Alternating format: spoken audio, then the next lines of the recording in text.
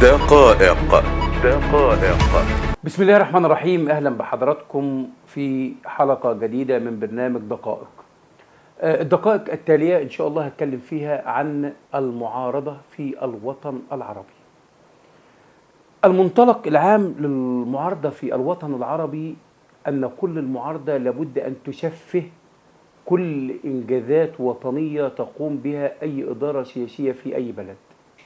ليس لدينا معارضة حقيقية بمعنى أن المعارضة تقدم نقد حقيقي للحكومة وللسياسات بطريقة موضوعية وتثني أيضا على ما تقوم به الحكومة من مشروعات وإنجازات.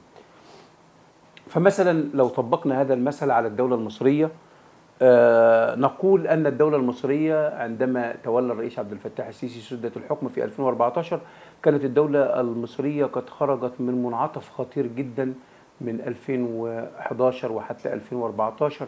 كانت الدولة قد تهدمت بشكل كبير جدا، البنية التحتية عانت بشكل كبير. أردنا أن نخرج لمرحلة من الانفتاح الحقيقي للدولة. إذا تحدثنا عن هذه المرحلة بالأرقام وبالإنجازات وبالأسانيد، نجد أن هناك من يتهم من يتحدث بذلك بأنه ينافق النظام. لن نقول مطبلاتية ولا الكلام المنتشر، لكنه ينافق النظام. لكن إذا نظرنا إلى عندما نتحدث عن أي المشروعات الحقيقية التي دشنتها الدولة المصرية مشروعات مهمة جدا، ومشروعات لدينا بنية تحتية قوية، لدينا طرق، لدينا كباري، لدينا مدن جديدة في كل مكان، لدينا مجموعة كبيرة جدا من المشروعات التي نقلت الدولة المصرية. من يرى الدولة المصرية قبل 2011 يراها اليوم يجدها مختلفة كليا وجزئيا. إذا تحدثنا عن مثلا العاصمة الإدارية أو غيرها، نجد أن المعارضة تتحدث على أنها إهدار للمال العام، وأن هذا المشروع فنكوش وما إلى ذلك من المسميات التي تسميها المعارضة دون أي سند أو أي دليل. ولذلك في كل المناسبات السابقة وجدنا أن المعارضة تتحدث حتى عن مشروع قناة السويس. قالوا أن مشروع قناة السويس ليس له جدوى، وأن مشروع قناة السويس، ثم عندما جاء مشروع قناة السويس ظهر قوته يتحدثون على أن هذا من قبيل المشروعات التي كانت موجودة في الأجندة المصرية في السابق ونفذتها الحكومة أو الإدارة أو من في شدة الحكم حاليا.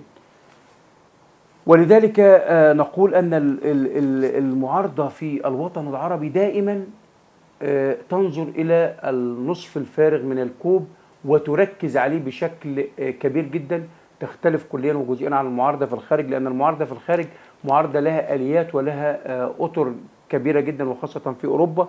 ولكن إحنا عندما نتحدث عن حقوق الإنسان مثلا، ملف حقوق الإنسان ملف كبير جدا.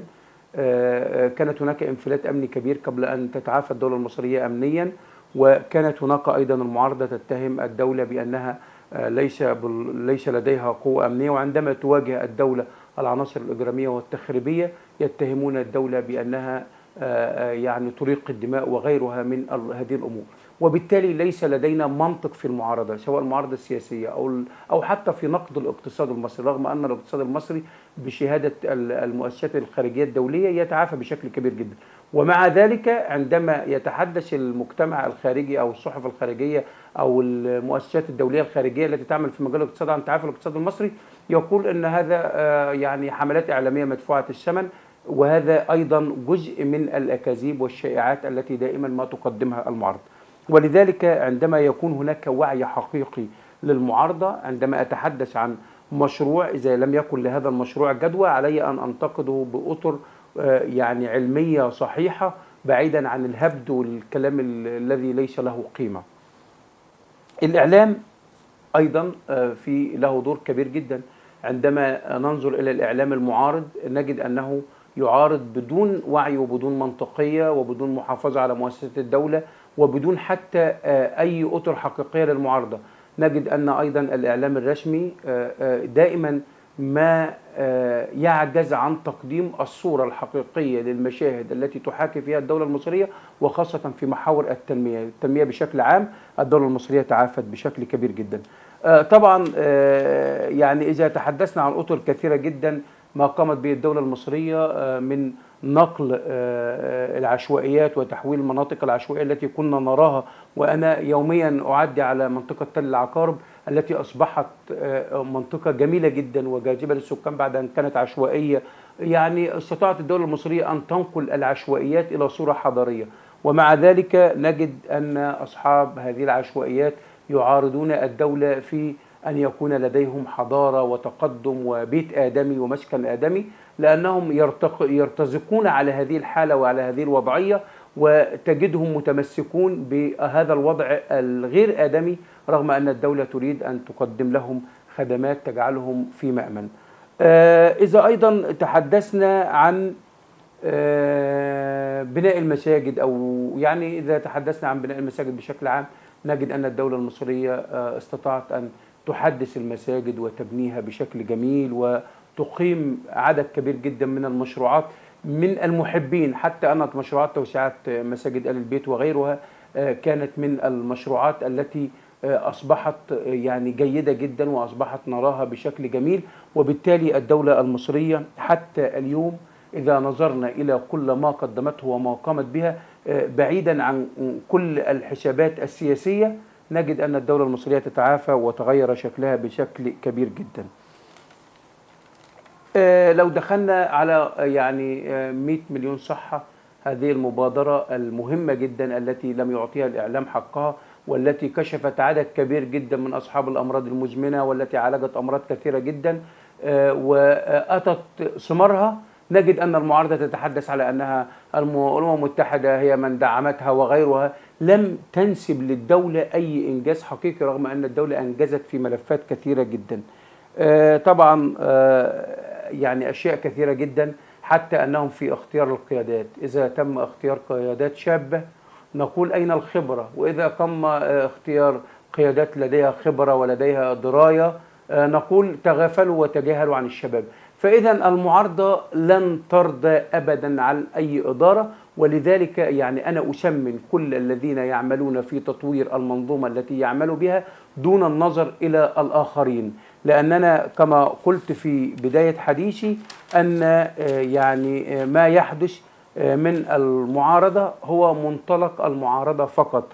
هم يعارضون من أجل أن يكون لديهم معارضة أو يكون لديهم حظوظ.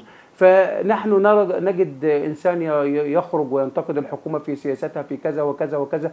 ما الجديد الذي تقدمه؟ لقد قدمت نقدا للحكومة. يجب أن يكون هذا النقد البناء من خلال تقديم حلول. أي نقد دون حلول هو أنا من وجهة نظري أنا بشوفه تلاسن. لكن عندما تقول أننا كان يجب علينا أن نفعل كذا وكذا وكذا وكذا وكذا، وأن هذه المشروعات لابد أن تؤجل، وأننا يجب علينا أن نقدم مشروعات أخرى، أعتقد أن هذا هو الكلام الصحيح الذي يجب أن يقال، والذي يجب أن تتبناه المنابر الإعلامية، لأن المنابر الإعلامية يجب أن تكون لديها رؤية حقيقية في تقديم وتسليط الضوء على كل المشروعات التي أنجزت في الدولة المصرية. بالإضافة إلى أن هناك ملف خطير جدا، ملف السياسات الخارجية التي تتعامل بها مع مصر. مصر في منطقة ملتهبة كما قلنا من قبل. هناك الأزمة في غزة، وهناك الأزمة في السودان، وهناك الأزمة في ليبيا، وهناك الأزمة في اليمن، وهناك الأزمة في سوريا، وهناك الأزمة في العراق. نحن في منطقة ملتهبة وسياسات متغيرة بشكل كبير جدا. فالدولة المصرية الثابتة الراكزة يجب أن يتم مساندتها قولا واحدا. الجيش المصري الذي يعد الركيزة الأساسية لاستقرار الدولة المصرية في محيطها الإقليمي أيضا، ولاستقرار بعض الدول العربية التي تدرك جيدا أن الجيش المصري هو جيش كل العرب. أيضا هذا الأمر يجب أن يتم مساندة الجيش المصري في كل ما يقوم بها. والسياسة الخارجية المصرية سياسة متزنة، سياسة تبنى على عدم التلاشن، سياسة تبنى على احترام الغير.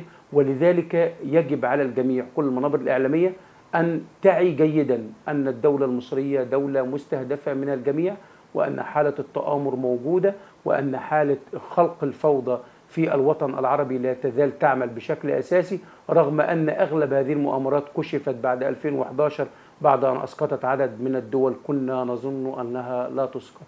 يجب علينا أن نساند الدولة المصرية، فمساندة الدولة المصرية أمر مهم جدا، وتسليط الضوء على المشروعات القومية التي قامت بها الدولة المصرية من كل المناحي، سواء كان العاصمة الإدارية الجديدة أو العلمين الجديدة أو غيرها من المشروعات القومية، أو أيضا تحويل العشوائيات إلى أماكن يعني راقية تستحق أن تكون في مصر الجديدة.